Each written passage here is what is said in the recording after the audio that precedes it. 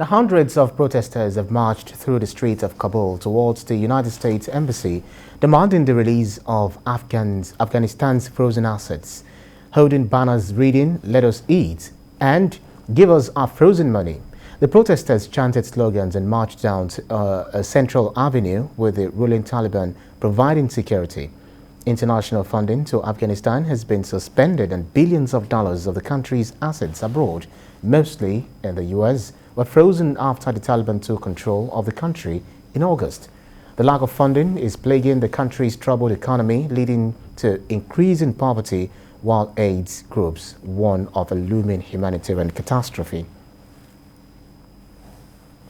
Now let's talk this through by speaking with our guest from Oyo State to discuss this current situation in Afghanistan is an international affairs analyst, Amuda Mosigbodi.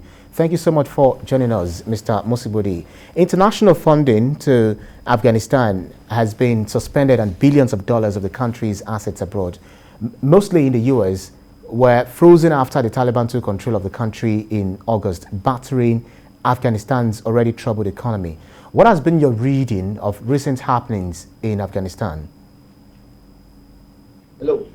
All right, so I can hear you now. So what's your reading on the happenings in Afghanistan based on these actions?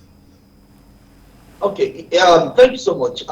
First, like I said earlier, my opening remarks, it's important that we understand that the goal of democracy itself is human development. And when we begin to engage in actions that are aimed at enthroning democracy globally, and those actions are also bringing about a reduction in human development, then we're working on cross purposes, and that is what is happening at the moment. Since August, Afghans have been going through hell. Salaries have not been paid, and a lot of facilities are already affected badly. So if we say that, okay, there is not going to be any international recognition for the Talibans and the Taliban government, and as a result of that, we are punishing the people, then the question is, what are we trying to do? If the US is, and of course, the global community is able to enthrone democracy eventually, over who? Because definitely the people would have obviously died of hunger and starvation. And we need to also be careful. I think at this point, we may begin to think about renegotiation and renegotiating with the Taliban government. If we are not careful, ISIS is still there. Of course, Al-Qaeda is still there. If these are money bags, no doubt, they can always throw the money, and Afghanistan again will become a terrorist haven, and that will be dangerous for the globe. Well, the US-led sanctions on the Taliban government are hurting a lot of Afghan people. Has the US failed the Afghan people by holding them hostage in the scheme of things?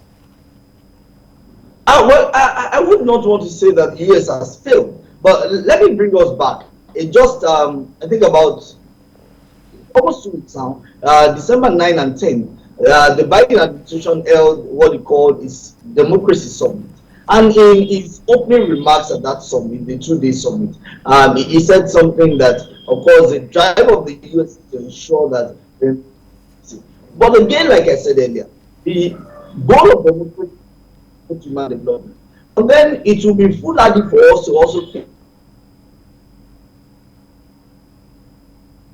it's the only system that works. So why then do we have to be so fixated about democracy, thinking that we have to, force democracy down the throat of others? The first question that should readily come to mind is, do the people accept this government? If the government begins to enjoy legitimacy, then we have no business. That's just the reality of it. Let me even go back to Aristotle when he was talking about the bifurcation of the good and the bad institutions. And in his own analysis, he said democracy is a war system because it's a government by the many of the many. So if you begin to look at it, democracy itself is not a silver bullet, and it's not cast in iron. It does not the ideal really. So when we begin to look at all those issues, the US needs to begin to slow down. It's not a bad thing at this time to begin to do maybe a staggered release of Afghan funds that are stacked in the US and other places, because at this moment the Taliban government and the Afghans generally need this. But again, we also have to be careful. That's why I talk about negotiation. We may begin to negotiate that we're going to release this money, but then you are going to also give us some promissory notes. because let's also be fair to the Taliban government. They've given some level of concession. We saw how they, ensured the movement of over 100,000 people, out of Afghanistan during in August particularly. And of course, we've also seen that girls are now allowed, although we can get more. So we can use that as a bait to negotiate. The US can use that as a bait to negotiate with the Taliban government. And of course, everyone will go home, smiling and happy. Well, no nation has formally recognized the Afghan, what's it called, the Taliban government, but 57 Muslim nations resolved to work with the United Nations to try to unlock the Afghan assets in a bid to tackle a growing humanitarian crisis. Do you see help coming as soon as now from the horizon?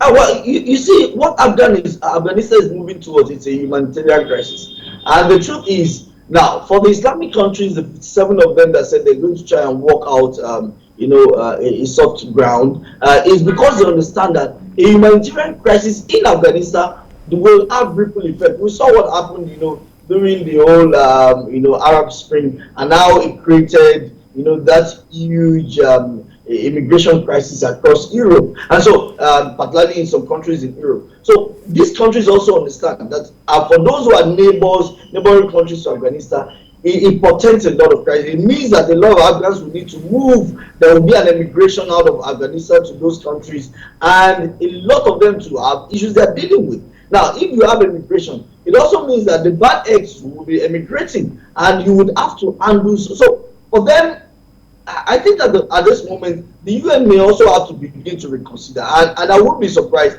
if a lot of global powers begin to suffer that, because what Afghanistan is moving towards is a humanitarian crisis, and it is not. Nobody wants to see another Somalia. Nobody wishes to see another Sudan. Nobody wishes to see another Syria. We hope that we can have a political solution to this, and then, like I said earlier, everybody goes home happy and smiling.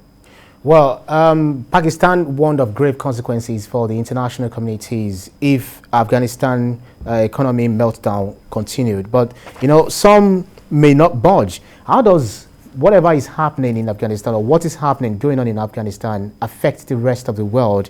What implications do you think these have on the international community that you can foresee? Well, it would have, ripple effect, definitely. It would have ripple effect. Let me give you an instance. For instance, there are over 1 million women in Kabul who are into rug making. Now, because of the sanctions of the US, for instance, right, now those over 1 million women do not have, the forex that the country gets is not there. Now, what then will be the effect? Now, while the supply, the supply side is affected, the demand side would also be affected. And yes, they would feel the heat the more, definitely. But then, whether we like it or not, it's a global feeling. Let me use that. And there's this connection. It's like a bubble. So we are all, there's this intertwining amongst us. So the implication is that, like I said earlier too, the countries around will be affected, no doubt. The US may stand aloof and say, oh, they're not going to be affected. But then, if Afghanistan, God forbid, becomes a terrorist haven again, then we're going to go back to the pre-911 days, and where the whole world will be under the chains of fear and trepidation from terrorists, and nobody wishes. All right, very quickly. So the Taliban 20 years ago was a government with extreme rules, but the current Taliban government officials say the rule will be different, including eventually allowing education for all girls. What have been your observations of these current Taliban rulers so far? Very, very briefly. Well, I think they are already giving some concessions. You see, when you're coming to the negotiation table, you give concessions, and the Taliban government has given us, that element of trust. We've seen how, to a large extent, girls have been allowed to go back to school. We can now begin to enforce issues of women rights, and minority rights, and equal rights, and of course ensure that issues of revenge killings are prevented. But I think they've given some concessions, and we can give them the benefit, of the doubt in that, for that. Well, thank you so much for our insight from Ibadan, International Affairs Analyst Amuda Mosigbodi. Thank you so much always.